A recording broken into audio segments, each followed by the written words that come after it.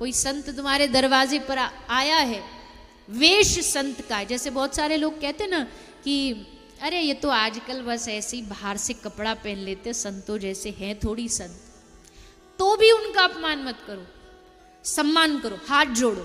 किसको हाथ जोड़ो? उस संत के जो कपड़े पहन रखे ना उसने, उसको प्रणाम करो बस। वो भीतर से कैसा है वो उसका अपना कर्म, अच्छा कर रहा है बुरा कर रहा है, हम कौन होते हैं जज करने वाले, हम कौन होते हैं निर्णय करने वाले। बड़ी जल्दी हम जज बन जाते हैं। अपनी गलती हो तो हमसे बड़ा कोई वकील नहीं, और किसी दूसरे की हो तो हमसे बड़ा कोई जज नहीं होता, सारा निर्णय हम ही कर देते हैं। साधु तो आजकल ऐसे हैं, देखो हर क्षेत्र में कुछ अच्छे भी होते हैं, कुछ बुरे भी होते हैं। अब एक बुरे होने से तो थोड़ी आप पूरे सारे समाज को बोलने लग जाओगे।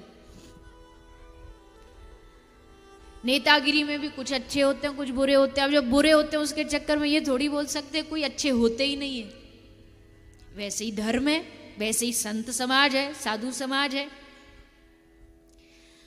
तो कोई दिख गया माथे पर जिसके तिलक है, गले में कंठी है, साधु जैसा वेश है, तो उसको प्रणाम करो, उसका आगा पीछा जीवन जो वो जाने। अपमान मत करो साधु का कभी। घर में कोई साधु आ गया, तुम्हारे पास बहुत कुछ नहीं है देने को, सम्मान तो दे ही सकते हो, प्रणाम तो कर ही सकते हो। साधु, असल साधु जो होगा वो आपके पैसे का भूखा नहीं होगा, सम्मान का भी भूखा नहीं होगा। पर हमारा कर्तव्य है कि दरवाजे पर कोई साधु आ जाए, कोई याचक आ जाए, कोई दरिद्र गरीब आ जाए, तो गृहस्थ धर्म का कर्तव्य क्या है? ना कुछ भी है तो भी प्यार की दो बातें बोल दो बस। पर प्यार की तो बोलते नहीं हम, और उल्टा सीधा सुना और देते। अरे हट्टा कट्टा कमा नहीं सकता, आ गया यहां मांगने के लिए बाबा जी बन के। देखो हर आदमी को प्यार चाहिए, कोई भीख भी मांग रहा है ना उसको भी प्यार ही चाहिए आपसे। एक भिखारी था, भीख मांग रहा था, एक साहब वहां से जा रहे थे, तो उसने कहा साहब जी पैसा दे दो। तो उसने कहा रुको देता हूँ। उसने जेब में हाथ डाला तो वो जो बटुआ पर्स जो वॉलेट होता वो लाना भूल गया। तो उसने उसके पास बैठ के उसके कंधे पर हाथ रख के कहा कि भाई आज मैं पैसे लाना भूल गया, पर चिंता न कर, मैं रोज यहीं से जाता हूँ, मैं कल लेकर के आऊँगा, तुझे पैसे दूंगा। तो उस भिखारी ने क्या कहा? उस भिखारी ने हंसते हुए कहा कि साहब आप तो रोज ही अपना बटुआ वॉलेट आप रोज ही भूल के आया करो। क्यों? ले आप भूल के आओगे तो कम से कम प्यार से मेरे गले में हाथ रख करके भैया तो बोलोगे। मुझे इस दरवाजे से, इस रास्ते से पैसा फेंक करके देने वाले बहुत लोग मिले हैं, पर आप पहले इंसान हो जो गर्दन पे हाथ रख के मुझसे प्यार से कह रहे हो कि भैया माफ करना, मैं पर्स घर भूल आया। हर आदमी की मांग है, चाहे कोई छोटा से छोटा व्यक्ति भी हो ना, वो भी चाहता आपसे ये कि प्यार की दो बात, सम्मान की दो बात। नहीं दे सकते मत दो पैसा, पर अपमान मत करो। फिर बोलते अरे ये मांगने वाले तो ये तो सब गलत काम करते। मैं तो, सबकी सोच अलग अलग हो सकती है, मेरी ये है कि भगवान ने भी तो हमको दिया, हमको देने से पहले पूछा हिसाब किताब तू क्या करेगा? तुम भी तो जा करके शराब ठेके पर जा करके उसको पैसा को बर्बाद कर रहे हो। भगवान ने पूछा देने से पहले? जुआ में लगा रहे हो, गलत काम कर रहे हो, दिया ना भगवान ने। कौन क्या करता वो उसके कर्म है। प्रश्न पूछते लोग, हम जैसे किसी को पैसा दिया, उसने गलत उपयोग कर दिया, क्या पाप लगेगा? बिल्कुल नहीं लगेगा, उसे लगेगा क्योंकि उसने गलत काम किया है। आपके देने से आपने तो अच्छे कार्य में दे दिया, अब आगे उसकी मर्जी। पर अपमान नहीं करो। घर में दरवाजे पर कोई गाय आ गई, बहुत सारे लोग ऐसे डंडा ले लेके मार मार के भगाएंगे।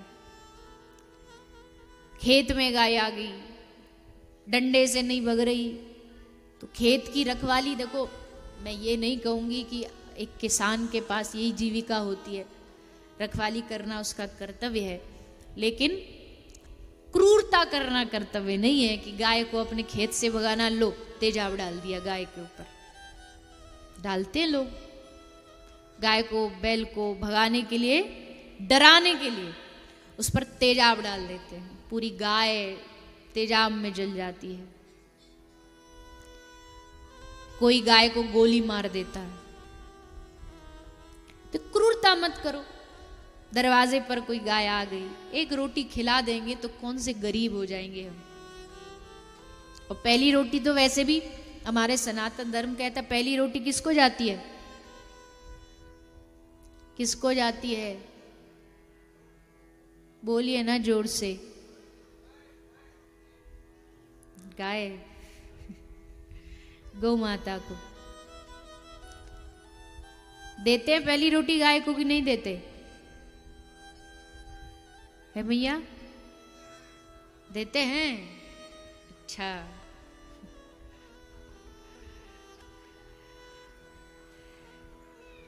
देते हैं तो बड़ी अच्छी बात है, नहीं देते हैं तो देना शुरू कर दीजिए। और देना क्या शुरू कर दीजिए, ये बातें तो शहरों वालों के लिए है कि भैया एक रोटी गाय को दे दो।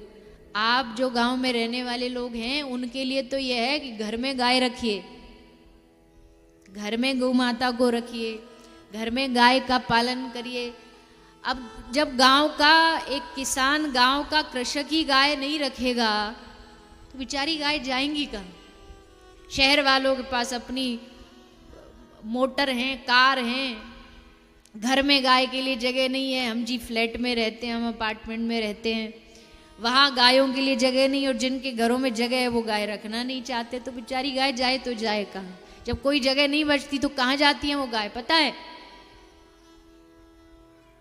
वो गाय मरने काटने के लिए उनको छोड़ दिया जाता कत्ल खानों में, वहां जाके मारा जाता है, कष्ट दिया जाता है। अगर वही गाय अगर घर में रखी होती तो क्यों जाती वहां कत्ल खाने में, क्यों इतना कष्ट सहन करती? तो आप लोग को तो सबको अपने घर में गाय रखनी चाहिए। है कि नहीं घर में गाय? किस किस के है गाय घर में? लो जी बताओ। इतनी सुविधा होते हुए, खुला प्रकृति का माहौल है, इतना बढ़िया सुविधा है कि कोई घर है, आंगन है, उसमें गाय रख लेंगे तो क्या क्या गुजर जाए। और देखो बहुत सारे लोग बोल सकते हैं कि जी ठीक है आप तो बोलते रहते हो गाय गाय, पर हमको कुछ फायदा भी तो होना चाहिए। बहुत फायदे हैं गाय के, पैसे से भी लाभ है और स्वास्थ्य का लाभ तो लाभ ही लाभ है। आजकल धीरे धीरे इस पे सरकारें भी काम कर रही है। गाय का गोबर, गाय का गौमूत्र, इन सब का कहाँ उपयोग हो सकता है, दवाइयाँ बन सकती है, आदि आदि बहुत सारे काम हो रहे हैं। तो ऐसा नहीं सोचे कि घर में गाय रखेंगे बुढ़ापे में क्या होगा। देखो पहली बात तो ये है, अब घर में कोई माता पिता बूढ़े हो जाते हैं तो ये थोड़ी निकाल के फेंक दोगे, भले करते हैं लोग। आज के समय में देखो कितनी बड़ी कलंक की बात है, भारत जैसे देश में वृद्धाश्रम बन गए। इस देश में जहां मातृ देवो भव, पितृ देवो भव, आचार्य देवो भव, उस देश में वृद्धाश्रमों की जरूरत कैसे पड़ गई?